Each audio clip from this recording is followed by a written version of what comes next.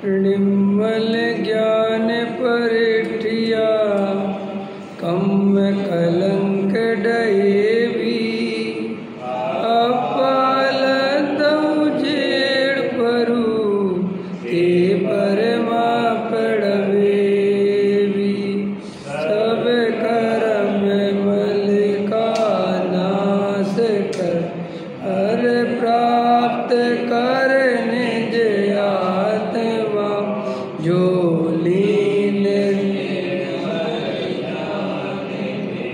नम करन कल परमात्मा संतप्त मानस शांत हो जिनके गुणों के गान में वे वर्धमान महान जिन विचरे हमारे ध्यान में।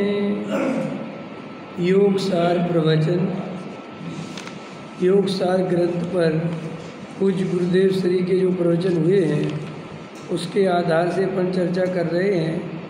पृष्ठ क्रमांक 11 है, गाथा नंबर 6 है। आत्मा के 3 प्रकार पर चर्चा चल रही है, बहिरात्मा, अंतरात्मा और परमात्मा। देखो क्या कहते हैं, भगवान आत्मा पूर्ण शुद्ध निर्मलानंद है। दूसरा पैराग्राफ 11 नंबर पेज पे।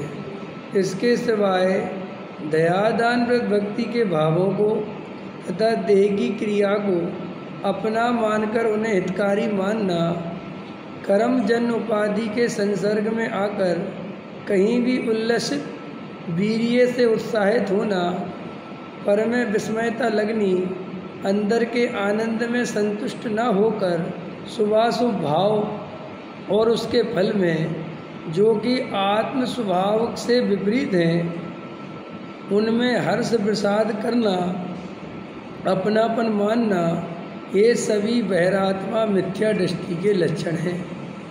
ये बहिरात्मा मिथ्या दृष्टि की चर्चा चल रही है, ठीक है।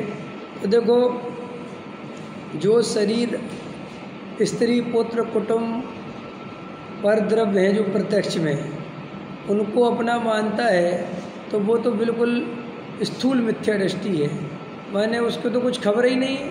जो व्यापार धंधे स्त्री पुत्र कुटुंब परिवार में लगे हैं, न देव शास्त्र गुरु का न स्वाध्याय, उन्हें कुछ खबर ही नहीं है। ऐसे जीवों को तो यहाँ लिया नहीं। अब कौन से जीवों को लिया? जो दया दान भक्ति के भावों को। माने इसका मतलब ये है कि ये वाला जीव दया दान पूजा भक्ति भावों में है तथा देह की क्रिया को अपना मानकर। तो दया दान पूजा भक्ति के परिणाम हुए और परिणाम के अनुसार तदनुरूप क्रिया हुई। समझ में आए? अष्टद्रव्य से पूजा हुई, तो ये सब देह की क्रिया और ये भाव इनको अच्छा मानता है। भगवान की पूजा पाठ भक्ति को धर्म मानता है, उसको भला मानता है, उसको कर कर के अंदर ही अंदर मैंने धर्म कर लिया, मैं कुछ धर्म में आगे बढ़ गया, ये अंदर में वो मान्यता चलती रहती है। और वो मान्यता जब तक चलती रहेगी तब तक जीव अंतरात्मा के सोपान पर नहीं पहुंच पाएगा। ये बात अच्छे से हमें समझ लेनी चाहिए। कल अपन ने चर्चा करी थी कि दयादान व्रत भक्ति ज्ञानी को भी आते हैं, आए बिना रहते नहीं। देव शास्त्र गुरु की भक्ति सब ज्ञानी के भी होती है, लेकिन वास्तव में ज्ञानी उसमें संतुष्ट नहीं होता, उसे धर्म नहीं मानता। वो पूजा पाठ करके घर में जाके सो नहीं जाता। वो पूजा पाठ करके मैंने आज क्या बोला, आज मैंने क्या भाव किए, आज भगवान की भक्ति में क्या बोला, क्या आया, पूजन में क्या पढ़ा, आज स्वाध्याय में क्या आया, ऐसा बारंबार जिसका चित्त उस तत्व विचार में घूमता है, जो दिन में कई दफ़े आत्म तत्व विचार करता है, आत्म विचार करता है, वेद ज्ञान करता है, वास्तव में वो जीव असली साधक है। वो जीव बहिरात्मा से अंतरात्मा बनता है। और जो जीव कुछ गिने चुने क्रियाकांड अपने चुन लिए, सामाजिक दृष्टि से, परंपरा की दृष्टि से, सुबह उठ गए, पूजा पाठ में आ गए, प्रक्षाल में आ गए, पूजा कर ली, स्वाध्याय में बैठ गए और घर चले गए, और शाम को फिर दिन भर होश नहीं, क्या किया क्या नहीं किया, लगे रहे। फिर शाम रात को फिर एक आध प्रवचन सुनने आ गए, टाइम मिला तो कभी आ गए, कभी नहीं आए, समझ में आया। फिर कुछ क्रियाएं पकड़ ली कि जमीकन नहीं खाएंगे, रात में नहीं खाएंगे, समझ में आया। ऐसी 2 4 6 क्रियाएं पकड़ ली। अब उसको वो ऐसा समझता है कि मैं तो बहुत धर्म कर रहा हूँ या मैं धर्म में आगे जा रहा हूँ, जबकि वो धर्म नहीं है, वो तो सामान्य श्रावक के कर्तव्य हैं, वो सामान्य श्राव का चार है। और अगर तुम इसे बहुत बड़ा मानते हो, समझ में आया, तो इसमें कोई दम नहीं है। ये श्राव का चार तो बेव्यवहारी भी पालते हैं, जिन्हें 6 द्रव्य के नाम भी पता नहीं, और हो सकता है कि तुम तो ढीले पड़ जाओ, वे तुमसे भी ज़्यादा ताकत से लगे, तुम तो भीम गली में ही खुश हो जाओ, वे 50 किलोमीटर स्कूटर से जाके प्रक्षाल करके आवे। क्या क्या क्या करोगे? तो वे क्या सम्यक दृष्टि हो जाएंगे? क्या भी संभावना है क्या सम्यक दर्शन की? बिल्कुल नहीं है, क्योंकि मान्यता बहुत विपरीत है। जैन दर्शन में शुभ भाव में धर्म मानने की मान्यता जिसकी हो, चाहे वो साधु ही क्यों ना बन जाए, उसके मिथ्यात्व का नाश नहीं होता।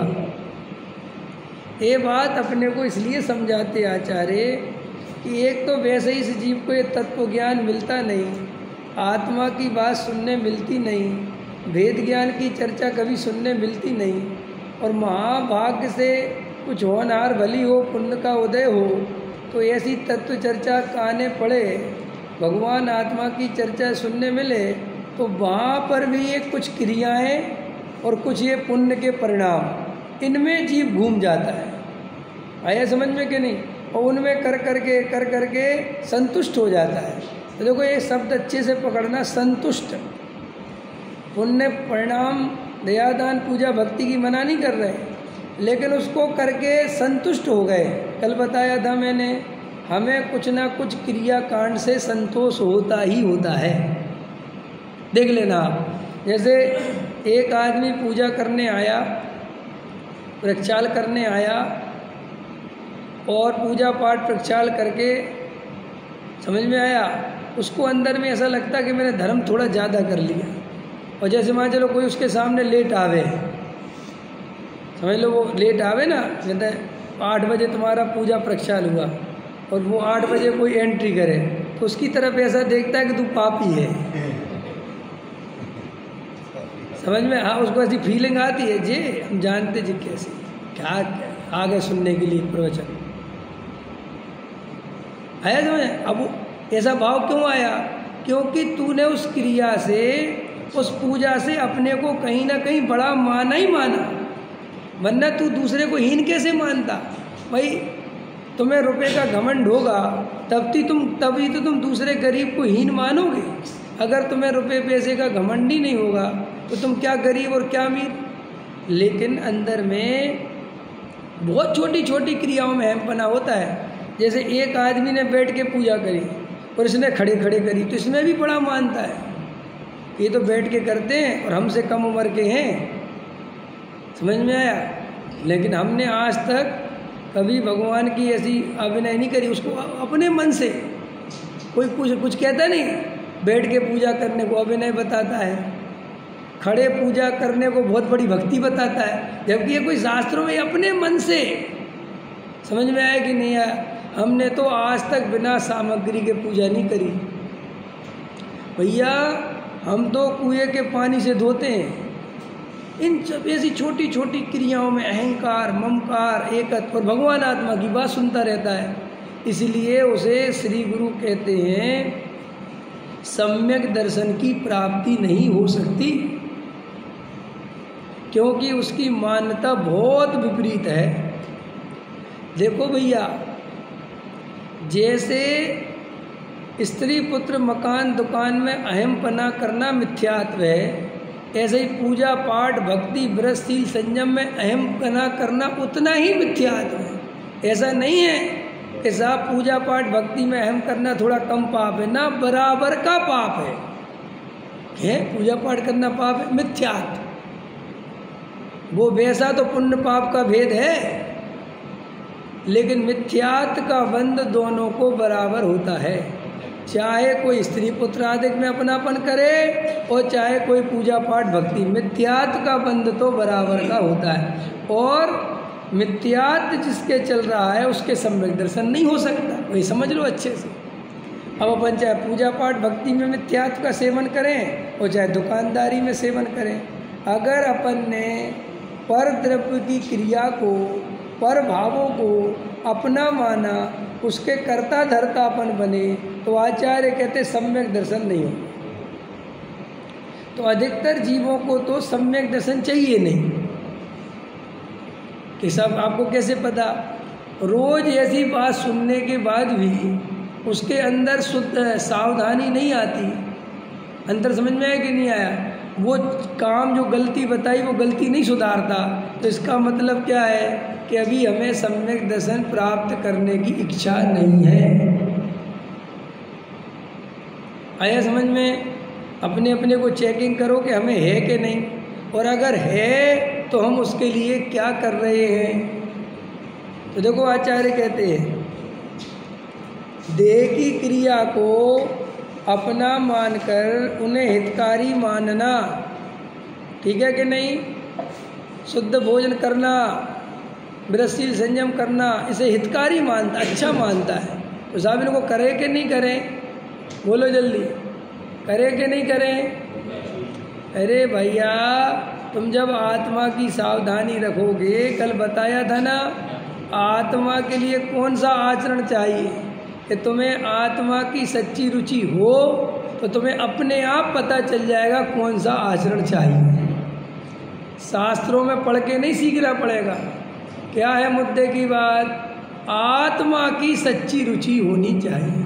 देखो, अपने को पैसे कमाने की रुचि होती है तो 20-21 साल की उम्र होती है तो अपने आप दिमाग चलता है कि नहीं? 4 लोगों से मिलते हैं, भैया कौन सा धंधा करें? बोलो बच्चे सेन जी, दिल्ली आए थे ना? अरविंद जी, सेठ जी, दिल्ली आए थे ना तुम? किसने सिखाया था ये आचरण जो करते हो व्यापार के लिए, जो आचरण करते हो तुम लोग? ये बड़ी पार्टी, ये छोटी पार्टी, इससे माल ज़्यादा मिलेगा, यार इसको चाय पिलाओ, इसको मत पिलाओ, ये किसने सिखाया था तुम्हें? कह रहे हम तो सबको पिलाने, अब पिलाने लगे, पैसा ज़्यादा हो गया तुम, और अब तुम्हारे पास हल्के फुल्के आदमी आते ही नहीं। नहीं समझ? पहले तो खुद की पीने की सोचनी पड़ती थी, पिए कि नहीं पिए। नहीं समझ में आया? वो तो सीधी, अरे वो चाय का मतलब चाय नहीं है, चाय मत पकड़ो, वो अंदर की वो दिमाग में सेटिंग चलती है वो कि ये आदमी कितने काम का है। मेरा कहने का तात्पर्य है कि वो आचरण तुम्हें किसने सिखाया? वो तुम्हारी रुचि के कारण आया कि तुम्हें पैसे कमाने की रुचि है, तो अपने आप दिमाग में आने लगता है कि इस काम को करने में फ़ायदा है, इसको करने में नुकसान है, ये आदमी समय पे पैसा देता है, ये आदमी समय पे पैसा नहीं देता है, इससे बहुत समय खराब होता है। तो अपने आप ही आचरण आता है कि नहीं आता है? बोलो। तुम्हें सुबह 5 बजे की ट्रेन पकड़नी हो और किसी भी कीमत पे पकड़नी हो कि भाई जाना बहुत ही ज़रूरी है, ऐसा कौन मूर्ख है जो सुबह 5 बजे ना उठ पाए? बिल्कुल 3 बजे उठ के, वो कई को तो नींद ही नहीं आवे। कई लोग तो ऐसे होते चूल्हे में गया, सोना ही नहीं, समझ, बाद में ही सो लेंगे। ये भैया, तुम्हें एक जगह से दूसरे जगह जाने में इतनी सावधानी कौन सी किताब में लिखा है कि सोना मत जब ट्रेन पकड़ना हो? लिखा है कहीं? नहीं। तो आचरण शास्त्रों से पढ़ के नहीं सीखा जाता, और हमारी आदत है कि हम सारा आचरण शास्त्रों से पढ़ पढ़ के ही सीख रहे हैं। इसलिए हम ऐसी दुर्गति हो रही है हमारी कि हमारा बाहर का भी सुख नहीं मिल रहा और अंदर का सुख हमें पता नहीं है। तो हम बिल्कुल बेकार हो, चेहरे मुरझाए जा रहे हैं, लटके जा रहे हैं, चेहरे को उदासी है, कह किसी से पा नहीं रहे, आत्मा का मजा चल नहीं रहा और भोग लगने लगे सजा। नहीं समझ में आया? सुबह जिंदगी बेकार हो गई, ना इधर के रहे ना उधर के रहे, समझ में आता नहीं। तो ऐसी दशा सच्चे धर्मात्मा की तो कभी होती नहीं। हाँ, बाबू भाई कहते थे गुलाम मार्गी। क्या गुलाम मार्गी समझते कि नहीं? तो बाबू भाई समझाते थे गुलाम मार्गी कि मुनिराज 28 मूल गुणों का पालन क्यों करते हैं, ऐसा पूछते थे प्रश्न। तो अब आप लोग क्या उत्तर दोगे? कि साहब शास्त्रों में लिखा है। अधिकतर क्या लोग उत्तर देते कि आगम में ऐसी आज्ञा है कि साधु को 28 मूल गुण पालने चाहिए, इसलिए वे 28 मूल गुण पालते हैं। तो वो बाबू भाई कहते थे गुलाम मार्गी है तू। गुलाम मार्गी माने शास्त्रों का गुलाम। शास्त्रों में लिखा है इसलिए पालना चाहिए कि अंदर से पालने का भाव आता है, इसलिए शास्त्र में लिखा है। मुनिराज की चर्या शास्त्रों से नहीं निकलती, उनकी चर्या आत्मा के अनुभव से निकलती है, जो बाद में शास्त्रों में लिख दी जाती है। और फिर गलती क्या होती है?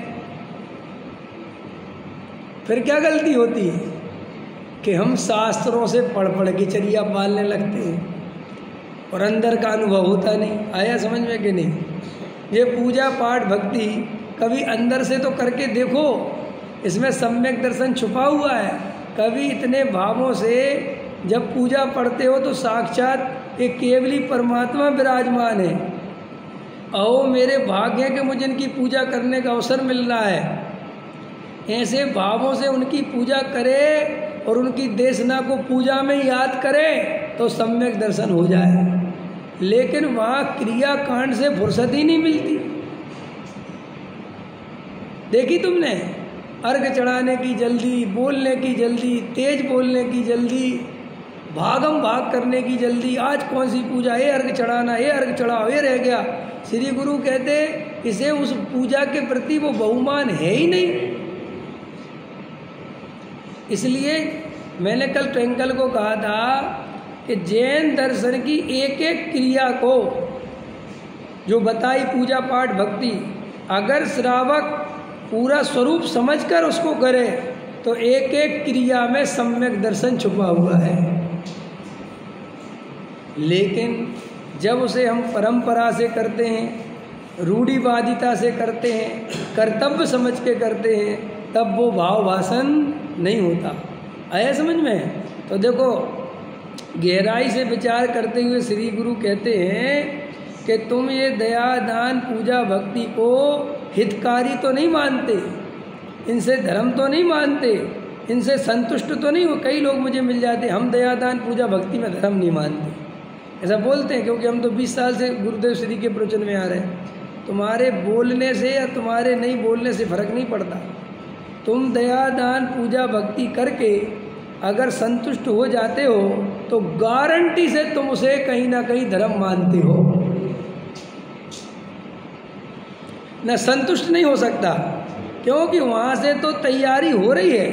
भाई पूजा में आए, भक्ति में आए तो हमारी परिणति में जो कोमलता आ गई, जो सौम्यता आ गई, जो थोड़ी चित्त में शांति आ गई, वो तैयारी है क्या बैठ जा आत्मा के अनुभव के लिए।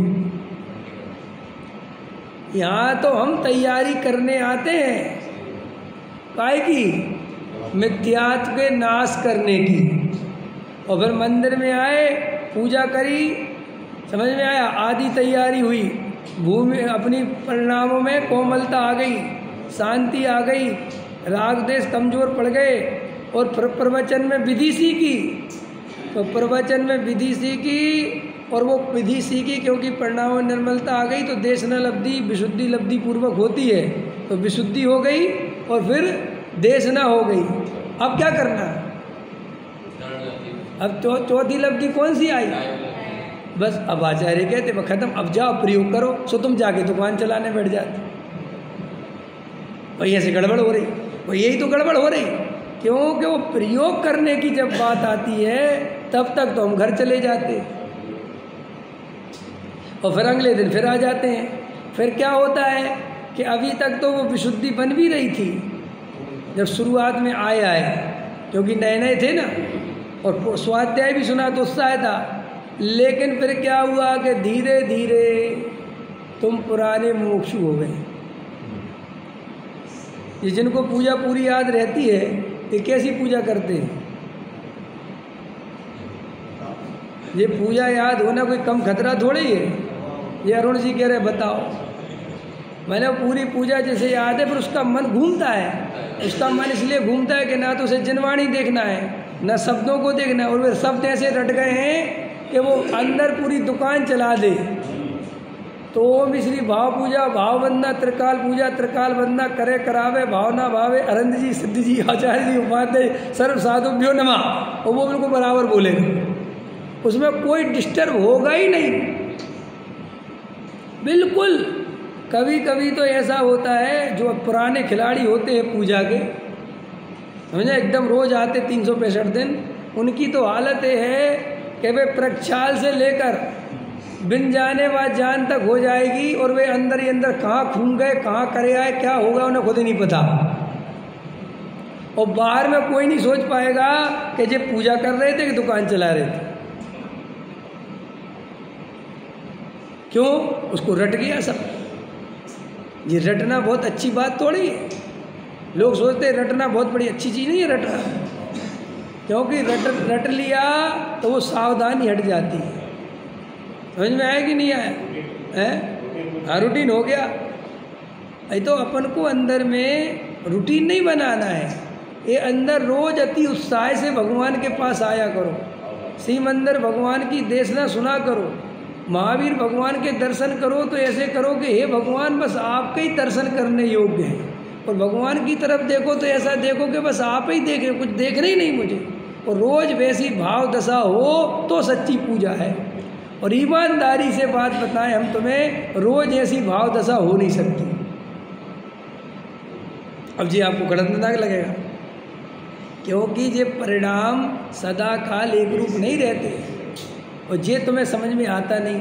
कभी वो जबरदस्ती मन लगाना पड़ता है, कभी पूजा का भाव बहुत आता है, कभी, और अपन क्या है इस पे ध्यान ही नहीं देते कि हमारा भाव कब लग रहा है और कब नहीं लग रहा है। अपन तो बस चलते रहते हैं। तो फिर क्या होता है, वो अंदर की परिणति बिल्कुल शून्य हो जाती है। फिर हमें पता ही नहीं चलता कि हमने आज भाव से पूजा करी कि परंपरा से पूजा करी। आया समझ में अमित? देखो, कर्मजन्य उपाधि के संसर्ग में आकर कहीं भी उल्लसित वीर्य से उत्साहित होना, पर में विस्मयता लगनी। समझ में आया? पर में विस्मयता लगनी नहीं चाहिए। श्री गुरु कहते हैं पर में कहीं विस्मय के योग है ही नहीं, और अगर पर में विस्मय लगना भी हो तो भगवान की मुद्रा देख के विस्मय लगना चाहिए। कैसे लगना चाहिए कि हे भगवान आपने मोह का नाश कैसे करा, ये मुझे आश्चर्य होता है। ये विस्मयकारी बात है कि आपके इतना पुण्य का उदय था, स्वधर्म इंद्र आपकी सेवा में रहता था, चरम शरीरी थे, नहीं समझ में आया, और आपका ऐसा ऐसा कामदेव जैसा शरीर, इतनी सुंदर काया, इतनी अनुकूलता, चारों तरफ पुण्य का उदय, और फिर भी हे भगवान आपने कैसे सबको ठुकरा कर कैसे आप मुक्ति के मार्ग में चले गए, आपने कैसे चारित्र मोह को जीता, कैसे आपने दर्शन मोह का नाश किया। ऐसा भगवान को देखकर विस्मय होना चाहिए, कश्मीर को देख के विस्मय नहीं होना चाहिए। समझ में आया? ये बिल्डिंगें देखकर विस्मय नहीं होना चाहिए। ये तो जगत के गे है, इनमें कोई दम नहीं है, कोई दम नहीं है। देखो अपन ने सीमंदर पूजन पढ़ी ना आज, कर सीमित निज ज्ञान को। सबसे पहले सीमंदर भगवान ने क्या किया, अपने ज्ञान को सीमित किया। चारों तरफ गेवों से हटाया और अपने उपयोग को उपयोग में लगाया। कहाँ लगाया? उपयोग में उपयोग को लगाया और ज्ञायक को पाया। समझ में आया? और आनंद में आनंद आया और केवल ज्ञान लेके आया। पहले क्या किया? कर सीमित निज ज्ञान को प्रगटो केवल ज्ञान। हे भगवान, एक गजब की बात है, आपने ज्ञान का विस्तार नहीं किया, आपने गेवों को जानने में नहीं लगे, आप तो गेवों से ज्ञान को समेटकर ज्ञायक की ओर ले गए और उसका चमत्कार हुआ कि आपको केवल ज्ञान प्रकट हो गया। और गजब की बात क्या है कि केवल ज्ञान प्रकट हो गया तो सारा लोकालोक आपके ज्ञान में झलकने लगा, फिर भी आप अपनी सीमा का उल्लंघन कभी नहीं करते। गेवों को मात्र जानते हैं, उनमें हेर फेर करने का भाव। और हे सीमंदर भगवान, कैसे बने आप सीमंदर?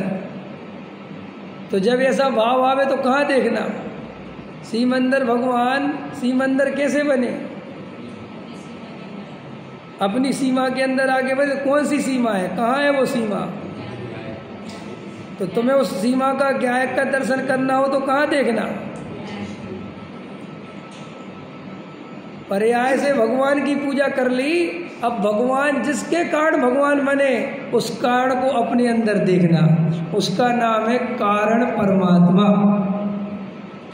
कार्य परमात्मा को देखते हुए कारण परमात्मा में चले जाना, ये असली पूजा है। कि जिसके कारण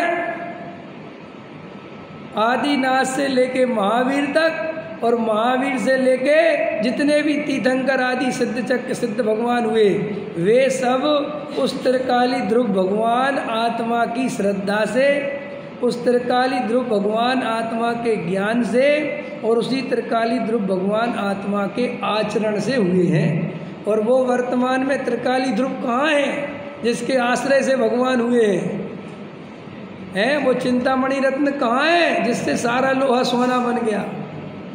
बोले तेरी जेब में है। लोग कहते हमें सीमंदर भगवान देखने नहीं मिल रहे, हम भरत क्षेत्र में हैं, वे विदेश क्षेत्र में हैं। लेकिन मज़ेदार बात है, इतनी दूरी होने के बाद भी एक प्लस पॉइंट है। या कौन सा? और वही सबसे काम का है कि वे सीमंदर भगवान जिस आत्मा के आश्रय से सीमंदर हुए, वो आत्मा के दर्शन मुझे रोज मिलते हैं। बोले इम्पोर्टेंट कौन सा है? अगर अपन भाग्य से सीमंदर भगवान के पास चले जाएं और वहाँ पे खड़े हो जाएं समूसरण में, जैसे कुंद आचार्य थे ना वो इलायची के समान, तो अपन भी खड़े हो जाएं और अपन सीमंदर भगवान से पूछें कि हे भगवान, मैं भरत क्षेत्र से इधर तक आया हूँ, मुझे सम्यक दर्शन आदि की प्राप्ति करनी है, तो मुझे बताओ मैं क्या करूँ? तो क्या कहेंगे सीमंदर भगवान कि भैया तुमने कुंद देव का समय सार पढ़ा है? कि हाँ पढ़ा है। गुरुदेव श्री की वाणी सुनी है? क्या सुनी है? तो वही उपाय है। समझ में आया? अलग से कुछ नया उपाय। अब ऐसा कोई अर्थ नहीं ले कि सीमंदर भगवान ऐसा कह रहे हैं। ये तो एक बात समझाने के लिए बोल रहे हैं ना, शब्द पकड़ लेते हैं लोग। शब्द नहीं पकड़ना। मेरा कहने का मतलब ये है कि सीमंदर भगवान वहाँ बैठकर जो आत्मा की बात समझा रहे हैं, वो ही बात हम यहाँ पढ़ रहे हैं। दिनेश जी, उतनी ही श्रद्धा से प्रवचन सुना करो जितनी श्रद्धा से समोषण में सीमंदर भगवान का सुनते। तो आप क्या सीमंदर हो? हम सीमंदर नहीं है। ये जो वाणी है, ये जनवाणी है, ये उनकी है। हम तो डाकिया है, समझाया? हम तो सुना रहे हैं तुम्हें कि तुम्हारा लेटर भेजा है सीमंदर भगवान ने, और तुम पढ़े लिखे हो नहीं, तो पढ़ के भी हम ही सुना रहे। और इतनी सी बात है। आया समझ में कि नहीं? तो देखो क्या कहते, विस्मयता लगनी चाहिए। तो एक तो पर में लगनी नहीं चाहिए कभी विस्मयता। पर पदार्थ कोई भी विस्मयकारी नहीं है। हम अनंत बार उन द्रव्य क्षेत्र काल भाव में हमारा जन्म हुआ है। अमेरिका देखना है ना आपको, लंदन देखना है ना, सुनो, जिनवाणी क्या कहती है, अगर भगवान पे श्रद्धा हो तो, नहीं हो तो फिर बात खत्म हो गई। जिनेंद्र देव कहते हैं कि अमेरिका के एक एक स्थान पर एक एक पुद्गल परमाणु है ना, समझ गए ना। अमेरिका की जो पृथ्वी है उस पर जो एक एक पुद्गल परमाणुओं से मिलके बनी ना, वो एक एक पुद्गल परमाणु पे अपना जन्म और मरण हुआ है। वो कहलाता द्रव्य परावर्तन। समझ में आया? ऐसा कोई क्षेत्र नहीं जिसमें जन्म नहीं लिया। तुम लोगों को लगता है काश चौथे काल में हमारा जन्म होता।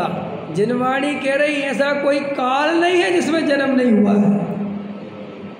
समझ में आए? पंच परावर्तन दुखड़े सुनाकर संपूर्ण लोक में भ्रमण किया। हाँ, कोई क्षेत्र रहा ऐसा जिस पर ना हमने जन्म लिया। हाँ, स्वर्गों में घूम चुका। हाँ, आज सबकी छोड़ू, लोकादर्श करके ठहरे हूँ, बस तो निज में ही जोड़ू। सिद्धालय में भी जन्म हो गया है भाई साहब, नवोदिया बन गया। अब तो अपने स्वरूप में थिर हूँ। समझ में आया? वो असली लोकाग्र पे जाना है। लोक के अग्रभाग में सिद्ध भगवान विराजमान हैं, तो वे सिद्ध भगवान निज स्वभाव के आश्रय से हुए हैं। निर्मल जल सा प्रभु निज स्वरूप पहचान उसी में लीन हुए। आया समझ में कि नहीं? तो देखो भाई, पर में विस्मयता नहीं लगनी चाहिए। एक बात और देखो क्या कहते हैं, अंदर के आनंद में संतुष्ट होना चाहिए। अपने त्रिकाली ध्रुव ज्ञायक भगवान, वो ना लिखा है मुझे पता है, मैं अभी उसका उल्टा कर रहा हूँ। क्या कि अपन को बाहर में कहीं संतोष नहीं चाहिए, बाहर में कहीं संतुष्ट होने की जरूरत नहीं है। मुझे तो मैं आत्मा हूँ और मुझे क्रमबद्ध पर्याय जैसा महासिद्धांत पता चल गया। जो पर्याय जिस समय जब जैसी होनी है वो अपनी योग्यता से अपने समय में होती है। मैं तो अपनी ही पर्यायों का करता नहीं हूँ।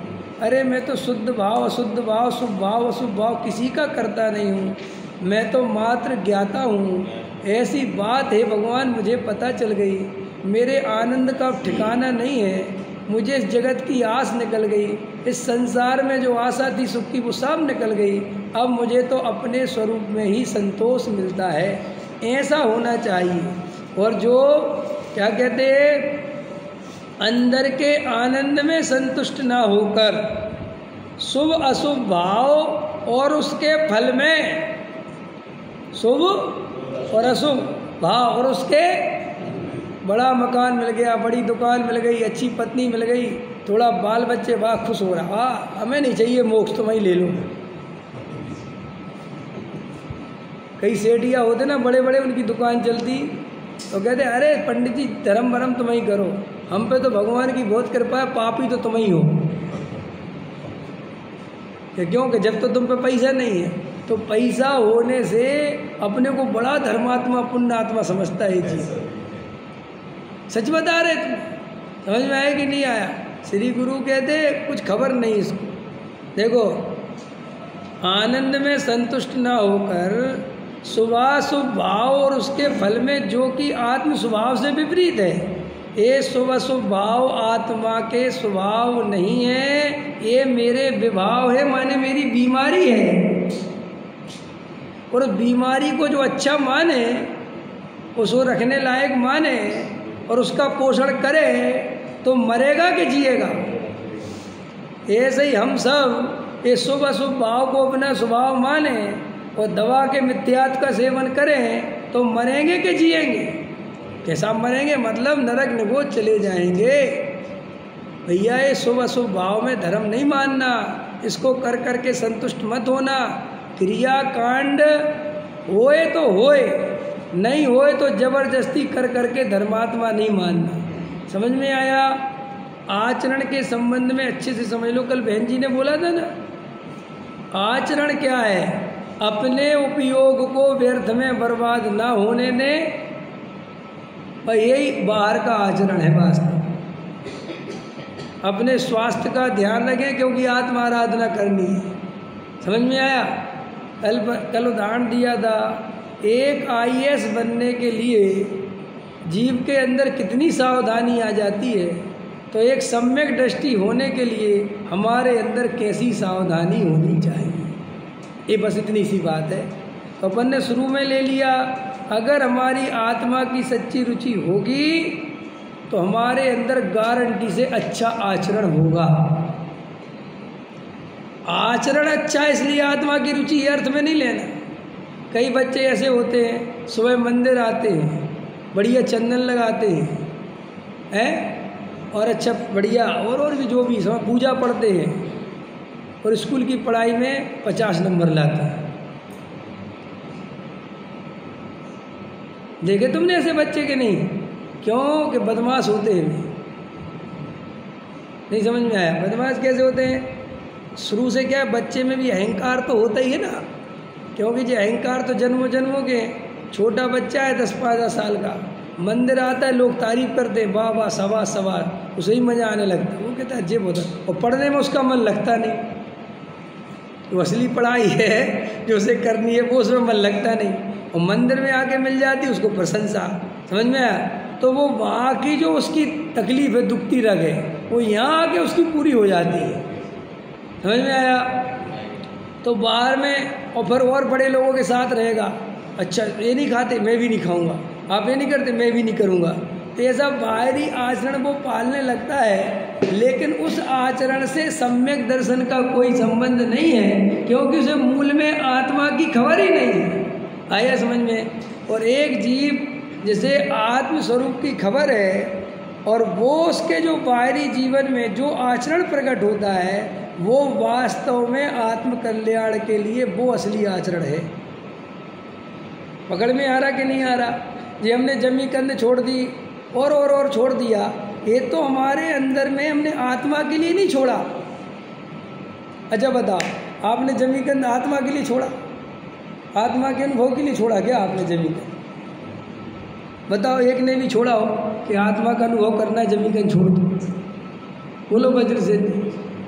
अब वज्रसेन जी इसलिए को बहुत नियम पालते ना वज्रसेन जी, बताओ जितने नियम पालते हो तुम, इसमें एक बार भी ये समझ में आया था कि साहब जमीकन छोड़ा सम्मेसन के लिए?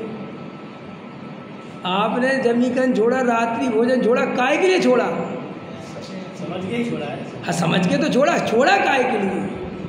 जैनी श्रावक योग आचरण, अरे अपन जैनी रात में खाएं, अपन जैनी जमीकंद खाएं, आया समझ में? तो श्री गुरु कहते ये जो आचरण है ना जो बाहरी, ये तो सामान्य श्राव का चार है।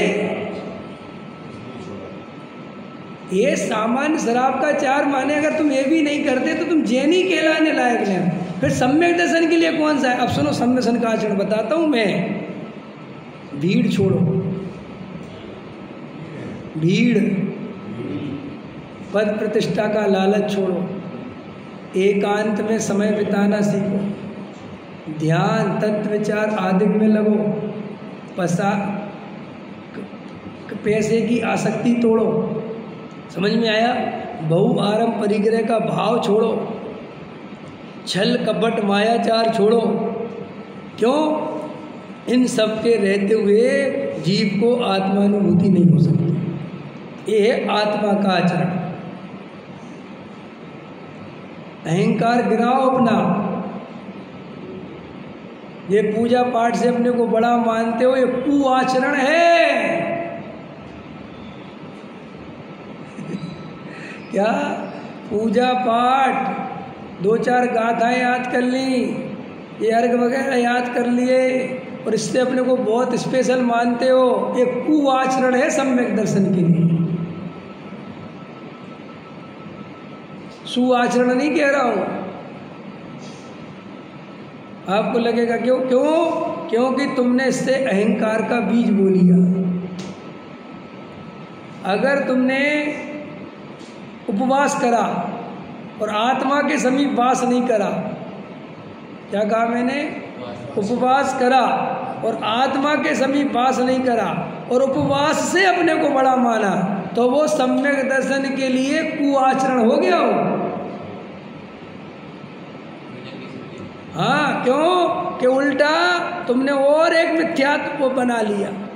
पहले तो था ही जितना, अब एक नया परंपरा से नया मिथ्यात्व और पैदा कर लिया, अब सम्यक दर्शन और दुर्लभ हो गया। इसलिए बाहर का जीवन अच्छा जीना, आचरण पूर्वक जीना, व्यवस्थित जीना, लेकिन उससे धर्म मत मानना। धर्म तो आत्मा के अनुभव को मानना, उपयोग को उपयोग में लाना, ये धर्म है।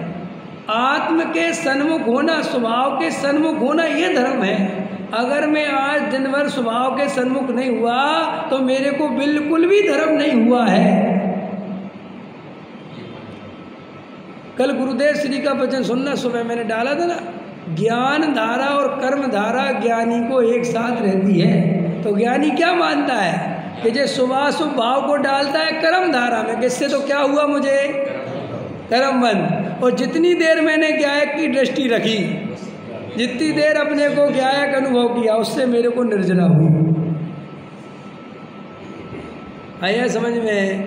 तो आचरण पालने की मना नहीं है, लेकिन वो IAS आचरण पाल पाल के ही खुश होए और पुस्तकें पढ़े नहीं और परीक्षा देने चला जाए कि क्या सोच के चला जाए कि मैं तो सुबह 4 बजे उठ जाता था। फिर क्या करते थे, मैं जाप देता था, ओम IASाय नमः, ओम IASाय नमः।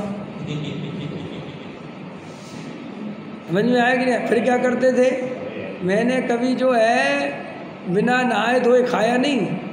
पहले भगवान मंदिर जाता था, मंदिर से आके खाता था, फिर जाप देता था, फिर पूजा करता था। हे भाई, ये IAS की तैयारी कर रहा क्या है? बोले भगवान की कृपा से बन जाएंगे। बन पाएगा IAS? डॉक्टर साहब, अभी डॉक्टर साहब की आत्मकथा आई, उल्टी आत्मकथा, तो मैंने पढ़ ली कल पूरी। तो उसमें एक बहुत अच्छी बात लिखी। डॉक्टर साहब से प्रश्न किया कि मान लो अगर तुमसे भगवान पूछे, समझ में आया कि नहीं आया, कि तुम्हें ये चाहिए कि ये चाहिए, तो तुम क्या मांगोगे? तो डॉक्टर साहब ने क्या जवाब दिया, मैं ऐसे भगवान को ही नहीं मानता जो ऐसा पूछे।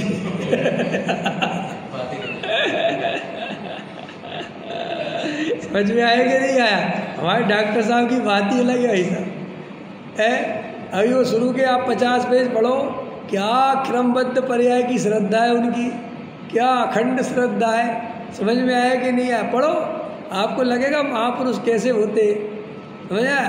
अरे गजब गजब की बात है। उस पुस्तक को पढ़ के मैं 2 बातें कहना चाहता हूँ।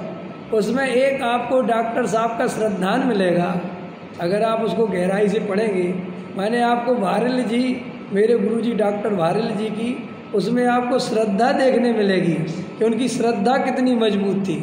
और दूसरा, उनकी रीति नीति देखने मिलेगी कि उनने तत्व प्रचार के लिए वास्तव में पूरा जीवन लगा दिया। सेठियों के सामने झुके भी नहीं और सेठियों से काम भी पूरा लिया। ये रीति नीति देखी तुमने? ऐसी रीति नीति मिलेगी। और डॉक्टर साहब कहते थे, हमारा गुरुदेव जैसा पुण्य का उदय तो है नहीं कि हमारी एक आवाज़ पे काम हो जाए। हमें तो बहुत पापड़ बेलने पड़ते थे। मुझे पहली बार पता चला उस आत्मकथा को पढ़ के कि सन 66 में वो खुला था विद्यालय, 77 में नहीं खुला था, सन 66 में खुला था और 1 साल चला और बंद हो गया था। हाँ, हुआ क्या, उसमें लिखी कहानी, चलो मैं नहीं सुनाता, तुम लोग खुद पढ़ना। और फिर वो डॉक्टर साहब उसमें लिखते हैं कि एक जरा सी गलती के कारण मुझे 10 साल पीछे जाना पड़ा। मैंने 10 साल बाद मेरा वो विद्यालय का सपना फिर चालू हुआ। मैंने 10 साल तो मैंने सारे लोग कहते थे कौन संभालेगा बच्चों को, ये 10वीं क्लास के बाद यहाँ बड़े बड़े बच्चे आएंगे, ये कॉलेज है जो यहाँ पे लड़कियों का कॉलेज है, आफत हो गई, कुछ हो जाएगा, कौन संभालेगा, तुम भग जाओगे, समाज हमें खा लेगा। ऐसा मतलब साहब कोई खोलने को तैयार ही नहीं बिल्कुल। और दादा उसमें लिखते हैं कि जब भी मुझे 4-6 सेठिया मिलते थे, हमारी बम्बई में या कहीं मीटिंग होती थी, तो मैं बड़े प्रेम से एक बात रखता था कि विद्यालय खोल लो। समझ में आया कि कहीं से माहौल बन जाए और इन लोगों को जम जाए ये बात कि विद्यालय खुलने से बहुत काम होगा। और सबसे पता पहले किसको जमी वो बात? लालचंद भाई को। डॉक्टर साहब ने एक कौमा हटाया और एक कौमा लगाया। तो एक कौमा हटाया और एक कौमा लगाया और उसका अर्थ बताया। तो लालचंद भाई जी बड़े प्रसन्न हुए कि वाह, एक कौमा से इतना फर्क पड़ता है। तो बोले यही तो विद्वान बनने का फ़ायदा है। विद्वान की जो पकड़ है, उसकी जो भाषा पे पकड़ है, वो आम आदमी की नहीं होती। तो उन्होंने कहा डॉक्टर साहब आप तो गजब के हो। तो बोले ऐसे मैं कई डॉक्टर साहब बना सकता हूँ, तुम लोग अगर मौका दोगे तो। सोचो कितना मतलब आप सोच सकते हो कि उनने कितने अंदर में वास्तव में इस जिन शासन की प्रभावना के लिए और हम जैसों के लिए कितने मतलब काम किया वास्तव में। हम तो सोच भी नहीं सकते वो काम। फिर जब ये बात हो गई, बाबू भाई, नेमीचंद पाटनी साहब, ये सब थे, सब ने ओके कहा। फिर एक प्रश्न आ गया। देखना मुसीबतें, जैसे तैसे तो एक तो माहौल ही नहीं बनता था, क्योंकि वो गोदी के जी तैयार नहीं होते थे, कोई तैयार ही नहीं होता। सबको क्या चिंता सताती थी कि इनकी देख रेख कौन करेगा, और गड़बड़ होने के चक्कर बहुत होते हैं। तो माहौल बन गया बम्बई में। अब माहौल जैसे तैसे बना तो बोले हाँ बात तो ठीक है, विद्यालय तो यार खुल लेना चाहिए, ऐसा नहीं है, चलते तो हैं, शास्त्री बनेंगे तो बढ़िया रहेगा। तो एकदम बोले लालचंद भाई, बोले वो तो ठीक है, लेकिन गुरुदेव की परमिशन के बिना कुछ नहीं हो सकता। गुरुदेव की परमिशन चाहिए। तो एकदम बोले बाबू भाई, गुरुदेव की परमिशन की तो मैं जिम्मेदारी लेता हूँ कि डॉक्टर साहब बोलेंगे, गुरुदेव कभी मना नहीं कर सकते, बस शर्त है कि डॉक्टर साहब होने चाहिए वहाँ। तो दादा ने कहा उन्हें क्या चाहिए, मैं अभी चला जाता हूँ। सोचो बात, अरे वो कितने अंदर से कि मैं अभी चला जाता हूँ। और वे और नेमीचंद पाटनी साहब और एक दो गए, तुरंत उसी दिन निकल गए सोनगढ़ और गुरुदेव के पास पहुँच गए। गुरुदेव के पास शशि भाई भी थे। अब पहुँच गए तो गुरुदेव को पूरा समझाया। गुरुदेव ने कहा ठीक है।